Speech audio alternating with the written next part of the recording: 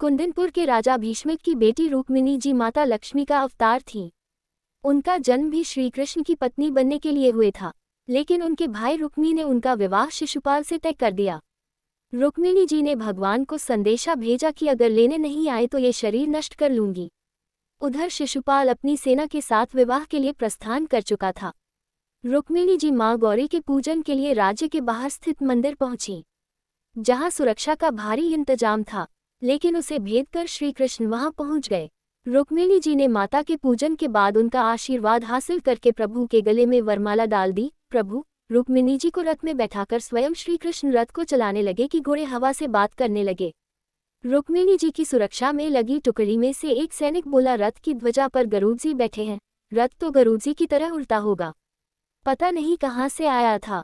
कितना सुंदर है, श्याम वर्ण की कांति है, मुस्कुराता कितना सुंदर है, हार कितना बढ़िया है, पीताम्बर कितनी सुंदर। हम निहाल हो गए, हम धन्य हो गए, दर्शन दे गया, अपना बना गया। और भगवान के रथ ने तो हवा से बात की। सैनिकों ने कहा, भैया बहुत आनंद आ गया दर्शन करके। एक सैनिक मुस्कुरा कर बोला, वो सब तो ठीक है, लेकिन रुक्मिणी जी कहाँ है?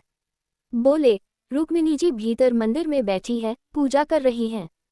मंदिर में देखा तो रुक्मिणी जी नहीं है। अरे भाई, रुक्मिणी जी कहाँ है? मुझे क्या मालूम कहाँ है। अब तो एक सैनिक दूसरे सैनिक से पूछ रहा है, रुक्मिणी जी कहाँ है? मुझे क्या मालूम कहाँ है। एक सैनिक मुस्कुरा कर बोला, मैं बताऊं कहाँ है रुक्मिणी जी? सभी बोले बताऊं। बोला, ले तो गया। एक सैनिक ने कहा, हम 10,000 सैनिकों के बीच से रुक्मिणी जी को ले गया, तुमने रोका क्यों नहीं? एक बोला, मैं तो मुकुट देखने में लगा था, मुझे क्या मालूम कब ले गया।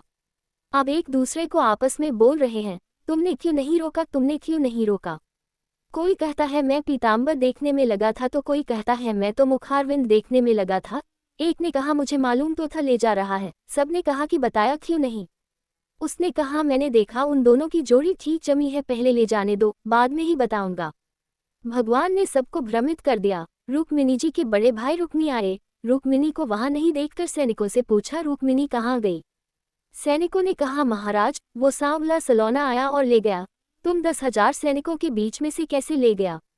सैनिक बोले, एक बार तो हम उसे मारने दौड़े थे, पर वो हंस गया, और हंसने के बाद क्या हुआ ये तो जाने के बाद ही पता चला।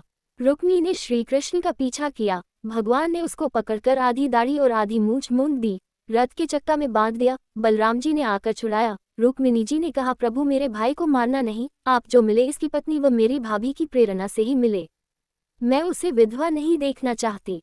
उधर भीष्मक राजा ने आकर रुक्मी से कहा, बेटा मेरी पुत्री जब 1.5 वर्ष की थी तो मेरे घर संत नारद जी पधारे थे।